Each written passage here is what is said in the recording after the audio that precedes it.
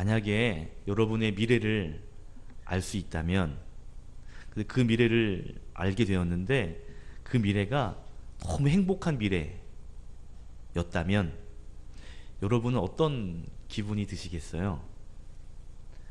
그러니까 여러분이 앞으로 10년 뒤, 20년 뒤, 30년 뒤의 모습을 보게 되었는데 그때 모습을 보니까 너무 행복한 거예요. 지금은 비교할 수 없이 너무 잘 돼 있고 행복한 것을 보게 되었다면 여러분의 기분이 어떨 것 같으세요? 되게 좋을 것 같지 않으세요? 그죠? 제가 혼자 상상을 해봤어요. 10년 뒤, 20년 뒤, 30년 뒤에 내가 사랑빛 교회를 보니까 지금보다 훨씬 좋아진 거예요. 교회도 부흥되고 예쁘게 교회도 지어지고 또 그 교회의 성도들이 너무 행복하게 신앙생활을 하는 거예요.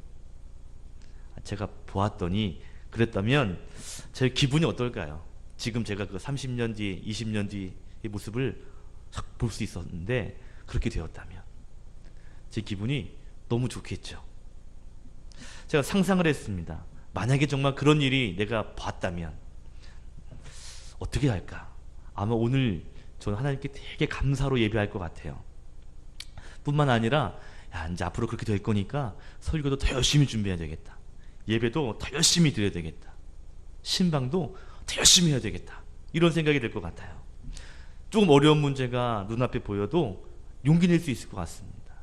아예 잘 될 건데 뭐 이 정도야 뭐 해결되겠지. 나를 아프게 하는 사람 또는 나를 힘들게 하는 사람이 혹시 있다 할지라도 다 용서할 수 있을 것 같아요. 지금 마음 같아서는.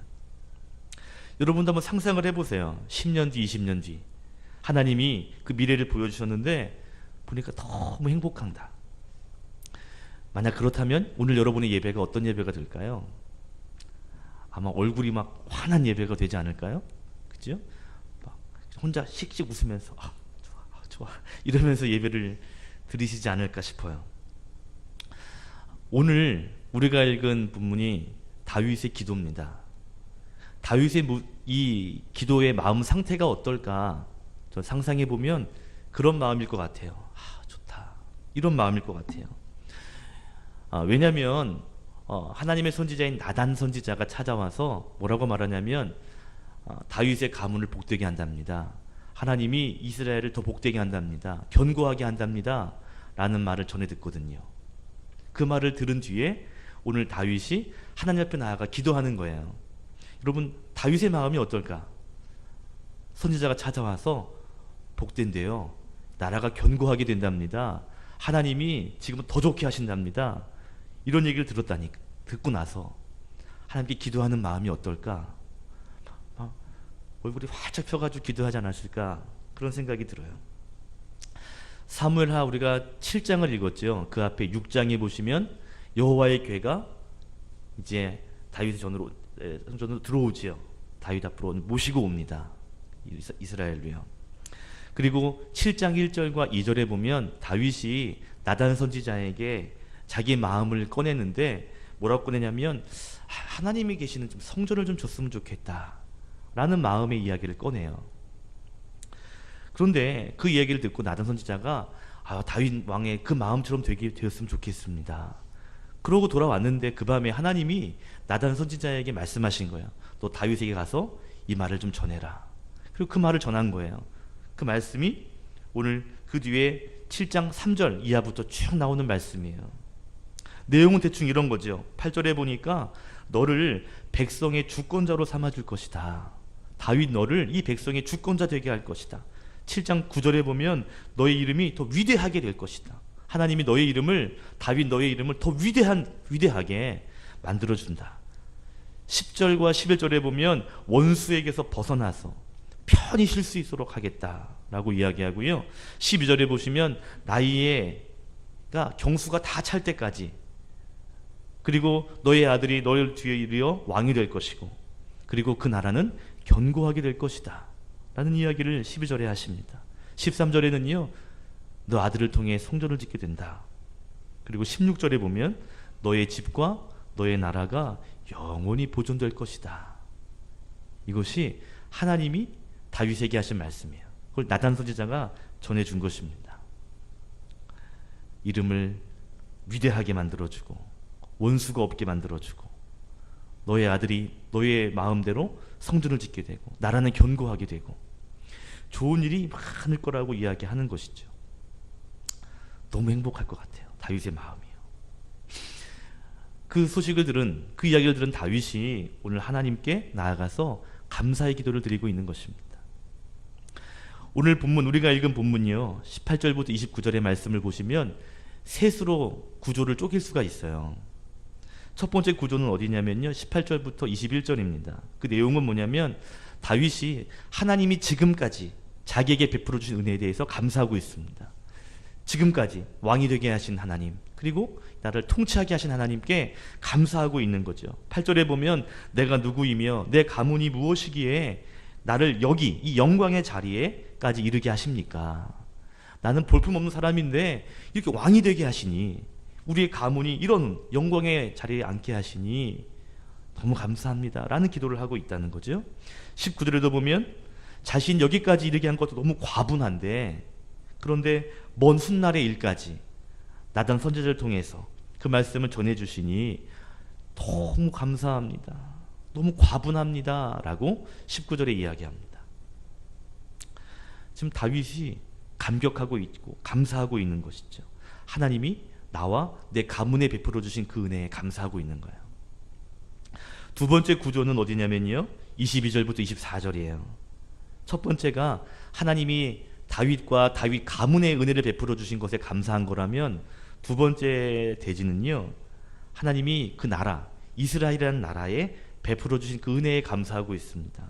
23절에 보면 땅의 어느 나라가 주의 백성 이스라엘과 같으리이까, 어느 나라도 하나님 백성, 주의 백성과 같을 수 없습니다 라고 말하고 있죠. 그러면서 그 구체적인 내용, 하나님께서 이 나라에 행하신 내용을 보니까, 여러분 24절 이하에 보십시오.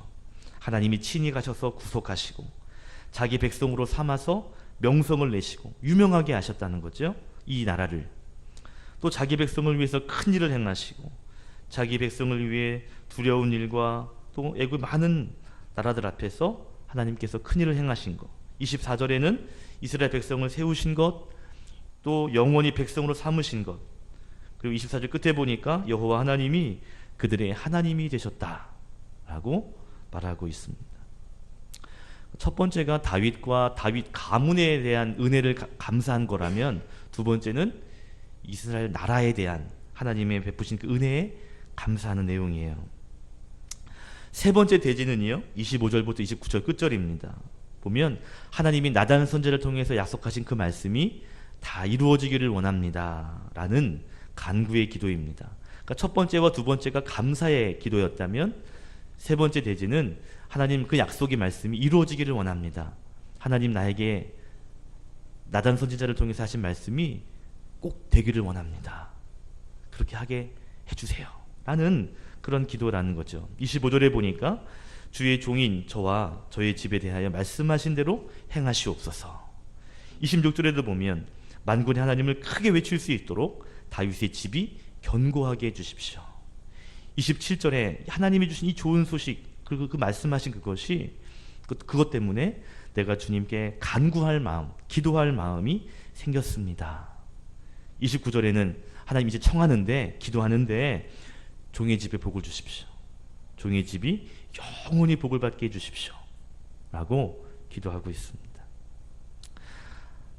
하나님이 나단 선지자를 통해서 다윗 가문을 복되게 할 거다, 그 나라를 복되게 할 거다, 그렇게 말씀하신 것, 그 말씀이 이루어지기를 원합니다 하면서 간구하는 기도를 드리고 있습니다.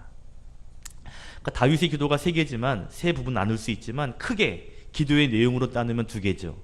앞에 것은 감사의 기도, 뒤에 것은 간구의 기도입니다. 그죠? 하나는 나와 내 가문에 대한 감사, 두 번째는 이스라엘 이 나라에 대한 감사, 그리고 두 번째는 이 기도가, 이 하나님 약속이 이루어질 줄로 믿습니다. 하나님 내가 간구합니다, 향하십시오 라고 하는 간구의 기도입니다. 감사와 간구죠. 그런데 저는 이 감사와 간구의 기도를 이렇게 묵상하고 다윗이 하나님께 하나님 기도할 마음이 생겼습니다 라고 하나님께 막 기쁜 마음으로 나아가는 이 모습을 통해서 한 가지 깨달은 게 있습니다. 하나님이 다윗에게 야, 너 좋은 일이 있을 거다. 앞으로 잘 될 거야. 라고 말씀하셨거든요. 그 말씀을 듣고 다윗이 감사해요 하나님. 너무 벅차요. 하나님 그 말씀이 이루어질 줄로 믿습니다. 하나님 꼭 행해 주십시오. 라는 반응이 나왔거든요. 그죠? 맨 마지막은 하나님 그렇게 되게 해 주십시오 라고 간구하고 있거든요. 복을 주십시오 라고. 하나님이 말씀하시기를 좋은 일이 일어난다 라고 말하는데 다윗은요, 감사합니다. 하나님 그렇게 되게 해 주십시오 라고 기도하는 반응이 있었다는 겁니다. 너무 당연한 것 같은데 여러분, 그런데 하나님께서 잘 될 거야, 걱정하지 마라 라고 할 때 모두가 다 감사합니다, 그렇게 될 겁니다 라는 반응이 다 나오는 것은 아니다는 겁니다. 우리가 볼 때 너무 당연한 것 같은데 그 당연함이요, 당연하지 않을 때가 많다는 거죠. 아브라함과 사라에게 하나님 찾아가셨습니다. 아기가 없었죠. 그때 하나님 말씀하십니다. 너를 통해 아들을 낳을 것이고 사라를 통해 그리고 자손을 많이 만들게 될 것이다. 그러면 하나님 감사합니다, 그렇게 될 줄로 믿습니다 라고 한 반응이면 좋겠는데 사라의 반응이 뭐였죠? 말도 안 되고, 이런 반응이었다는 거죠. 어이없다는 듯이 성경에는 웃었다라고 말합니다. 이 반응 때문에 하나님께 책망받죠. 너 웃었잖아. 아니요, 그게 아니라 너 웃었잖아 라고 책망듣습니다. 반응이 다윗의 반응이 아니었어요. 하나님께서 이스라엘 백성들을 구원하신 다음에 적과 꿀이 흐르는 땅으로 인도해 줄게, 너희들 정말 좋은 땅 갈 거다 라고 말씀하셨거든요. 그리고 정탐꾼을 보냈습니다. 12명이 갔다가 10명이 뭐라고 고백하죠? 그 땅은 우리가 가면 죽는다 하고 그 땅을 악평합니다. 하나님이 야, 그 땅 좋은 땅이야, 내가 너희 그 땅을 줄 거야, 걱정하지 마, 가서 봐봐 보여줬는데도 불구하고 반응은요, 이런 땅을 주시다니 감사합니다 라는 다윗 같은 반응이 아니라 돌아가자, 우리가 죽으러 가, 여기까지 왔냐? 돌아가자, 애굽으로 가자 라는 반응이 나왔다라는 거죠. 하나님 원망하고 불평하고, 12명 중에 2명이 아니야, 좋은 땅이야, 우리에게 주신 땅이야 라고 이야기합니다. 백성들은 어떻게 하죠? 백성들은 10명의 정탐꾼의 말을 듣고 통곡합니다. 이게 이스라엘 백성들의 반응이었어요. 좋은 거 주시겠다고 말씀하시고 보여주어도요, 다윗 같은 반응이 나오는 것이 아니라는 거죠. 오히려 애굽으로 돌아가자 엉뚱한 이야기를 합니다. 요한복음 11장에 보면 나사로가 죽게 되죠. 그때 사람들 찾아와서 나사로가 이미 죽었다라는 이야기를 합니다. 근데 예수님께서 제자들에게 말하기를 우리의 친구 나사로가 잠들었도다, 내가 그를 깨우러 가겠다라고 이야기했거든요. 그때 옆에 있던 제자들이 뭐라고 얘기하냐면, 주님, 잠들었으면 낫겠습니다, 나을 겁니다 라고 이야기했어요. 그때 예수님께서 밝히 이르시되, 성경이 이렇게 해요, 밝히 이르시되 나사로가 죽었느니라, 내가 거기 있지 아니한 것을 너희를 위해 기뻐하노니 이는 너희로 믿게 하려 함이라. 그러면서 그에게로 가자라고 이야기합니다. 그러니까 처음에 예수님께서 나 나사로 깨우러 간다, 잠들었도다. 그랬더니 이 제자들은요, 지금 잠든 줄 안 거예요. 잠들었으면 좀 가서 기도하시면 낫지요. 그랬더니 예수님께서 잠든 게 아니고 죽은 거야, 내가 그에게 간다 라고 얘기했어요. 그때 옆에 있던 도마의 반응이 뭔지 아십니까? 도마의 반응이 그래요? 그럼 나사로 살겠네요? 라는 반응이 아니라 제자들에게 하는 말이 우리도 죽으러 가자 라고 이야기합니다. 이게 요한복음 11장에 나와요. 예수님께서 나사로 살릴 거야 라고 말할 때 제자들이요, 우리 죽으러 가자 라고 이야기했다는 것이죠. 주와 함께 죽으러 가자. 여러분, 좋은 소식을 들려주어도 그 소식 앞에 다윗처럼 감사합니다, 그래 될 줄로 믿습니다 라고 하는 반응이 다 나오는 게 아니다는 겁니다. 여러분 잘 생각해 보세요. 믿음이 없으면 아무리 좋은 소식을 들려주어도요, 다 다르게 반응하고요, 다르게 해석합니다. 다윗은요, 하나님을 만났던 사람이에요. 하나님의 직통 계시를 들었던 사람이에요. 다윗과 하나님이 대화했습니다. 그런데 오늘 말씀은 나단을 통해서 들었거든요. 다윗의 인생에서 하나님께 기도하고 직접 들은 적도 많은데 이번에는 건너듣게 된 것입니다. 그럼에도 불구하고 전혀 의심하지 않고 감사로 받아들이죠. 어떻게 이렇게 믿음으로 받아들이게 된 걸까요? 25절 이하에 하나님 말씀이 앞으로 이루어지길 원합니다 라고까지 기도합니다. 이 기도가 그냥 나오는 기도가 아니었다라는 거죠. 많은 사람들이 하나님이 이렇게 좋은 이야기를 들려주어도 아유 말씀이 이루어지길 원합니다 라는 늘 이런 반응만 있었던 것이 아니라는 거죠. 다윗은 어떻게 이렇게 이런 반응이 나올 수 있었을까? 뭔가 그 앞에 사전 단계가 있습니다. 그 사전 단계가 뭐냐면 바로 하나님이 과거에 행하신 것에 대한 분명한 확신과 믿음이에요. 앞으로 이런 일이 일어날 거야. 앞으로 이런 좋은 일이 일어날 거야 라고 말할 때 이것을 믿을 수 있는 근거는요, 과거에 하나님이 행하신 일에 대한 확신, 그 확신이 있어야 미래에 대한 이야기가 믿어지게 된다는 것입니다. 하나님이 앞으로 이렇게 일하신다 라는 것이 믿어지려면요, 하나님이 예전에 하신 일들이 믿어져야 앞으로 행하실 일들이 믿어지게 되는 거죠. 과거에 대한 확신과 감사가 없으면요, 현재나 미래에 대한 확신이 생길 수가 없는 겁니다. 아니 지금까지 일하신 것, 과거서부터 지금까지 일하신 그 일하심에 감격이 없는데, 믿어지지 않는데, 보여지지 않은 앞으로 일들을 말한들 그것이 믿어지지 않더라는 거죠. 어떻게 보이지 않는 것에 확신이 들 수 있겠어요? 과거에 행하신 하나님의 사건들이 믿어지고 확신이 되어야 앞으로 이렇게 될 거야 라고 말할 때 그 말도 아 그래요, 맞아요 하나님, 믿습니다 라는 반응이 나올 수 있다는 겁니다. 아브라함이요, 아들을 준다고 그랬어요. 하나님이 못 믿었습니다. 사라가 비웃었습니다. 그런데 100세의 아들을 얻었어요, 못 얻었어요? 얻었어요, 못 얻었어요? 얻었어요. 하나님 말씀 이루어진 것을 경험했어요. 나중에 시간 지났는데 하나님이 아브라함을 불러요. 그러더니 아브라함아, 너 그 아들을 제물로 바쳐라. 제물로 바친다는 건 정말 다 이렇게 칼로 탁탁탁 해가지고 드린다는 거거든요. 제물로 드린다는 건요, 번제로 드린다는 건요. 근데 아브라함이 이삭을 번제로 드리려고 손을 들었죠. 어떻게 그럴 수 있었죠? 히브리서 11장 18절과 19절에 이렇게 이야기합니다.